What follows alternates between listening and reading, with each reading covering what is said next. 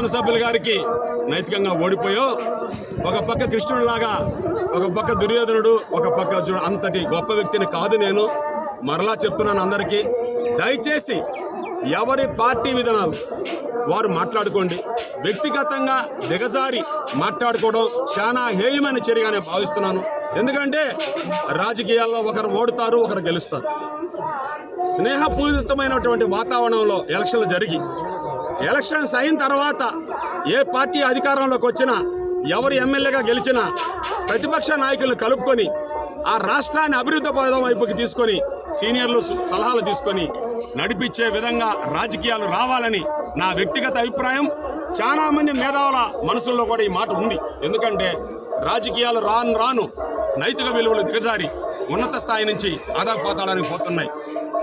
రాజకీయాలు మాట్లాడేటప్పుడు మనం ఏంటి, ఎక్కడి నుంచి వచ్చాం, మన స్థాయి ఏంటి, అది ఎరగకుండా పెద్ద చిన్న లేకుండా రాష్ట్ర ముఖ్యమంత్రులను పట్టుకొని సైకో అనడం, రాష్ట్ర ప్రతిపక్ష నాయకులను పట్టుకొని ఇష్టప్రకారం మాట్లాడడం కూడా నా వ్యక్తిగత అభిప్రాయం అయితే మాత్రం సమంజసం కాదు.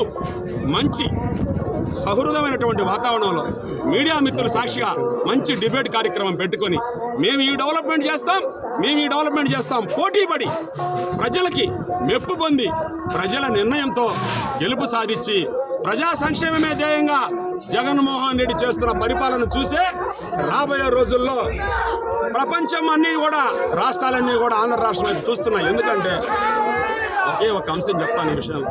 ఇంతమంది వేలాది మంది అభిమానులు సుకుమార్ రెడ్డి కావాలి, సుకుమార్ రెడ్డి సారథ్యంలో వైఎస్ఆర్ కాంగ్రెస్ పార్టీని మళ్ళా జెండా ఎగురేస్తాం అని అందరూ కోరి, వీరందరి ఆశీస్సులు, ఆ భగవంతుడి ఆశీస్సులు, గౌరవ శాసనసభ్యులు గారి ఆశీస్సులు, గౌరవ రాష్ట్ర ముఖ్యమంత్రి వర్యులు మా వైఎస్ఆర్ కాంగ్రెస్ పార్టీ రాష్ట్ర అధ్యక్షులు వైఎస్ జగన్మోహన్ రెడ్డి గారి ఆశీస్సులు, పెద్దలు విజయసాయిరెడ్డి గారి ఆశీస్సులు, పెద్దలు చెవిరెడ్డి భాస్కర్ గారి ఆశీస్సులు, ఇలా సజ్జల రామకృష్ణారెడ్డి గారు, వైవి సుబ్బారెడ్డి గారు, ఇలాగే బాలినేని శ్రీనివాసరెడ్డి గారు, ఇలా పార్టీలో మా కోసం మేము అడిగిన వెంటనే మాకు ఈ కష్టకాలంలో అండగా నిలబడి సుకుమార్ ధైర్యంగా నిలబడు అని మాకు ప్రతి ఒక్కరు కూడా మంచి మాటలు చెప్పిన చాలా మంది సీనియర్ రాజకీయ నాయకులు కూడా మాకు సలహాలు ఇచ్చి ఈరోజు మరలా సుకుమార్ రెడ్డి వైఎస్ఆర్ కుటుంబంలో చేర్పించేదానికి వేలాది మంది అభిమానుల నిరీక్షణ, వాళ్ళ ఆశీర్వాదమే ఈరోజు నేను మళ్ళా కూడా ముందుకొచ్చి నేను మీతో కలిసి పనిచేసేదానికి అవకాశం వచ్చిందని కూడా